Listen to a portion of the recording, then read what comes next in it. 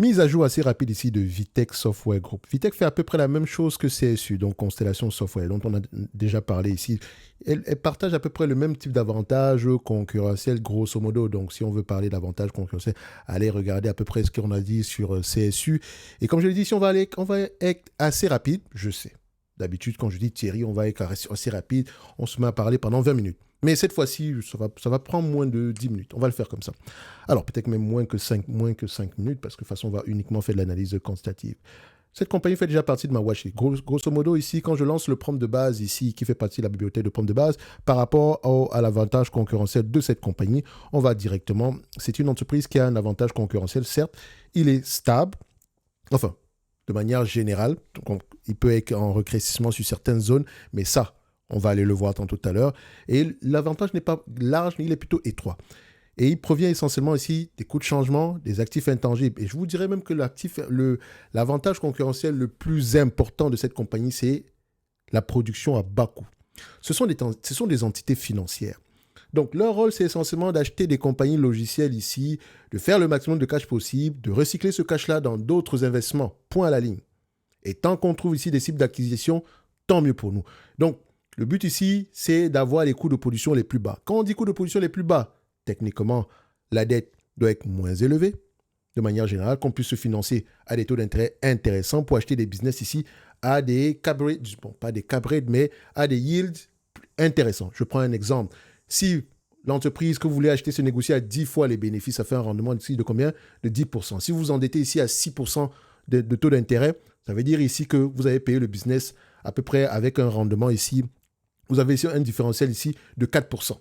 Donc, vous faites de l'argent, vous créez de la valeur. Si, par exemple, ici, vos actions coûtent, disons, 50 fois les bénéfices, OK, et que vous émettez de nouvelles actions à ce prix-là, ça veut dire ici que c'est un 2% de rendement, 2% de taux d'intérêt, globalement, même si on a émis de nouvelles actions, et qu'on décide d'acheter le même business ici, qui a un 10% de rendement, on a émis de la dette à 50 fois les bénéfices, donc 2%, pour acheter un business à 10% de rendement, ça donne combien? 8%. Point à la ligne. Et si on arrive à faire ça encore et encore, on crée de la valeur. OK? Donc, le gros risque ici, et c'est pour ça que c'est important, le financement de la croissance par acquisition repose simultanément sur deux leviers qui s'additionnent plutôt que de se compenser. Premièrement, l'émission ici récente d'une obligation sous programme de financement à moyen terme et une augmentation du nombre d'actions en circulation. Si le rendement des acquisitions futures se dégrade dans un marché où la concurrence entre acheteurs s'intensifie, ce double levier amplifierait le risque actionnarial plus rapidement qu'un financement reposant sur un seul canal. C'est ce qu'on a expliqué tantôt tout à l'heure. Et je l'ai dit, la période actuelle avec le fameux SaaSpocalypse n'a pas lieu d'être pour ce type d'entreprise. Je pense même que c'est une bonne période pour ce type d'entreprise de faire des acquisitions à bas coût. Point à la ligne. Une fois que c'est dit, laissez-moi vous rappeler une chose. Après cette journée du 18 du mois de août 2026, on aura une évolution ici du tarif global du bootcamp du mois d'octobre 2026, sur lequel on a uniquement 30 places globales. Donc 30 places, c'est le total. Il y a moins de places que ça disponibles en date d'aujourd'hui. Je vous laisse aller regarder en description de cette vidéo. Pour ceux qui veulent uniquement apprendre à faire du stock picking sérieusement, pour les autres, un like, un abonnement, un commentaire, ça fait toujours plaisir. Donc, on revient ici. Une fois qu'on a à peu près tous ces éléments, là, on a déjà parlé de VCAT ici et de Vitech ici précédemment. Donc, je vais aller droit au but. 15 fois les cash flows. Je prends les cash flows. Et j'ai expliqué pourquoi est-ce que je prenais les cash flows sur la compagnie qu'on appelle CSU. Ça fait 521 couronnes danoises ici. Moins la dette nette. OK, je prends les cash flows de 2028 ici parce que c'est un business qui est assez prévisible. Donc, 521 moins 421. Donc, 521 moins 421, ça donne à peu près 440. Est-ce que les analystes ont tendance à faire de bonnes prévisions sur ce genre de business? Oui. Et j'aimerais préciser une chose. Les analystes font des prévisions. Et une prévision est, par définition, quelque chose qui n'est pas forcément vrai, qui pourrait se réaliser sous certaines conditions, point à la ligne. Donc, pour ceux qui vont dire ici que non, l'entreprise a raté le target des analystes, non, ce sont les analystes qui ont raté leur estimation. Ce n'est pas l'entreprise. Sauf si celle-ci avait fourni ici un target par rapport aux marges, etc. Et je parle de ça parce que quelqu'un m'a posé la question sur Google, je pourrais faire une vidéo par rapport à ça. Et j'ai déjà fait une vidéo d'ailleurs dans le passé. Parce qu'il y a beaucoup de choses que j'ai racontées sur cette chaîne. Hein. Parfois, il y a des choses qui reviennent. Je dis, mais ça ne sert à rien d'en reparler parce que j'ai déjà fait une vidéo dessus. Cette vidéo aussi.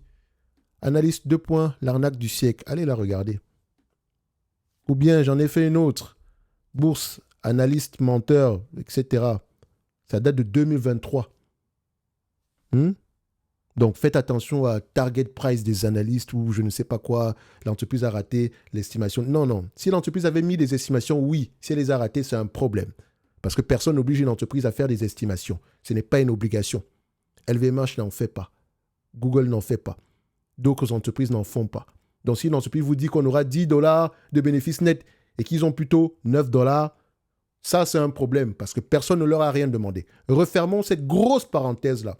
Parce que j'avais dit ici que la vidéo devait durer moins de 10 minutes ici.